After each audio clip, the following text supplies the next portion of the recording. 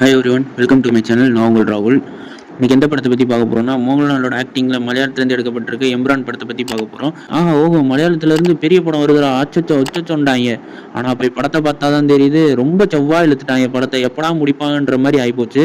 சரி, அதை விடுங்க. இந்த படத்தோட கதை என்னன்னு பார்த்தீங்கன்னா, ஃபர்ஸ்ட் பார்ட்டில் சொல்லியிருப்பாங்க, சின்ன வயசில் அவன் என்ன பண்ணியிருக்கான்றதை காட்டவே மாட்டாங்க. அந்த ஃபர்ஸ்ட் பார்ட்டோட கண்டினியூஷன்றனால இதில் வந்து அவன் சின்ன வயசில் ஒரு குரூப் ஆஃப் பீப்புளை வந்து கொலை பண்ணிடுவாங்க. கொலை பண்ணதுக்கு அப்புறமேட்டு வந்து ஒரு சின்ன பையன் மட்டும் தப்பிப்பான். அந்த சின்ன பையன் வந்து வேற யாரும் இல்லை, மோகன்லால் தான். அதையும் காமிப்பாங்க. அதுக்கப்புறம் பார்த்தீங்கன்னா, கேரளா அரசியலில் என்ன நிலவரன்றதை வந்து காமிப்பாங்க. திடீர்னு வந்து கேரளா அரசியலை விட்டு திடீர்னு காணாமல் போயிடுவார்ல லூசிஃபர். அதுக்கப்புறம் அவர் என்னெல்லாம் பண்ணுறாரு அப்படின்றது தான் இந்த படத்தோட கதையாக இருக்குது.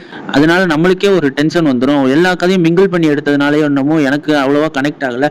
படம் வேற 3 மணி நேரத்தை தாண்டி போயிட்டு இருக்கு. என்னால் உட்காரவும் இல்லை, ரொம்ப செவ்வாய் இழுத்துட்டாங்க. ஒரு படத்தோட கதை வந்து நான் லீனியராக போனால் தான் எங்கேஜிங்காக இருக்கும். அதை இதில் கோட்டை விட்டாங்கன்னு சொல்லணும். இந்த படத்தை எடுத்தது மோகன்லாலோட சீன்ஸ் எல்லாம் எல்லாமே சூப்பராக இருந்துச்சு. மோகன்லாலோட ஒவ்வொரு ஃப்ரேமும் சூப்பராக பண்ணியிருக்காங்க. ஆனால் மோகன்லால் மட்டுமே காட்டணும்னு நினச்சி காட்டினாங்களா என்னன்னு தெரியல. அதுக்கப்புறமேட்டு அவரே வந்து மோகன்லாலே வந்து ஒரு ஃபர்ஸ்ட் ஹாஃபுக்கு அப்புறம் தான், எப்படி விக்ரம் படத்தில் கமலஹாசன் வருவாரோ அதே மாதிரி வந்து ஃபர்ஸ்ட் ஹாஃபுக்கு அப்புறம் தான் வந்து மோகன்லால் வராரு. அப்புறம் நடுவில் வர சின்ன சின்ன கேரக்டர்ஸ்க்குலாம் இம்பார்ட்டன்ட் ரோல் கொடுத்து நல்லாவே ப்ளே பண்ணியிருக்காங்க. அதுலேயும் வந்து இந்த படத்தில் வந்து டெக்னிக்கலாக பயங்கரமாக ஒர்க் பண்ணியிருக்காங்க. டெக்னிக்கல் சப்போர்ட் இல்லைன்னா இந்த படம் ஒன்றுத்துக்கும் இல்லாமல் போயிருக்கும். இதில் வந்து டெக்னிக்கலாக பயங்கரமாக ஒர்க் பண்ணியிருக்காங்க. பிஜிஎம்மாக இருக்கட்டும், எல்லா ஒரு லொக்கேஷன்ஸையும் காட்டின விதமாக இருக்கட்டும், சினிமாட்டோகிராஃபி எல்லாமே சூப்பராக இருந்துச்சு. இந்த படத்தை வந்து பிருத்திவிராஜ் டைரக்ட் பண்ணியிருக்காரு. ஏற்கனவே வந்து பிருத்திவிராஜ் லூசிஃபர், ப்ரோ டாடின்னு 2 படத்தை மோகன்லால் வச்சு எடுத்திருக்காரு. இந்த படத்தையும் அவர் தான் எடுத்திருக்காரு. இன்னொரு விஷயம், இந்த படத்தை பிருத்திவிராஜ் டைரக்ட் மட்டும் பண்ணல, இதில் நடிக்கவும் செஞ்சிருக்காரு. ஏற்கனவே ஃபர்ஸ்ட் பார்ட்லேயே பார்த்துருப்பீங்க, மசூத்ன்ற கேரக்டர்ல வருவாரு. இதுலயும் அதே மாதிரி தான், அதே கேரக்டர்ல தான் வராரு. அவரோட ஸ்கிரீன் பிரசன்ஸும் செமையா இருந்துச்சு. இந்த கதையில கோட்டை விட்டாங்க, ஸ்கிரீன் பிளேல கோட்டை விட்டாங்க. மோகன்லால் வந்ததுக்கு அப்புறம் தான் படம் கொஞ்சம் சூடு பிடிக்கும்னு நினைச்சேன். மோகன்லாலோட சீன்ஸ் எல்லாம் எல்லாமே சூப்பரா இருந்துச்சு. அதுக்கப்புறம் ஒரு குறிப்பா சொல்லணும்னா, சுராஜ் வர சீன்லாம் ஒரு காமெடி வரும்.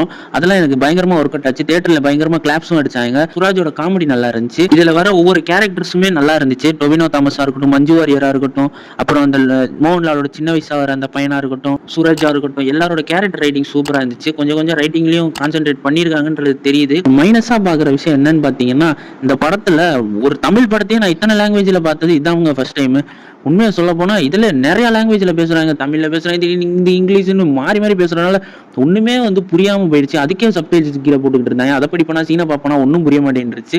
அதுக்கப்புறம் ஒவ்வொரு லொக்கேஷனை காமிச்ச விதத்துல வந்து எந்த ஊர்ல எப்ப இருக்காங்கன்னு தெரிய மாட்டேங்குது. திடீர்னு பார்த்தா கேரளால, திடீர்னு பார்த்தா ரஷ்யால, அப்படி இப்படி மாறி மாறி மாறி மாறி காமிக்கிறனால நம்மளுக்கே வந்து ஒரு கட்டத்து மேல அடப்பாவி எங்கடா இருக்கீங்க அப்படின்னு சொல்ற அளவுக்கு ஆயிப்போச்சு. ஒரு மலையாள படம் வந்து ஹை பட்ஜெட்ல பெரிய படமா ரிலீஸ் ஆகும் போது அதோட தரமே வேற லெவலா இருக்கும்ன்றதுக்கு இந்த படம் ஒரு எக்ஸாம்பிளா இருக்கு.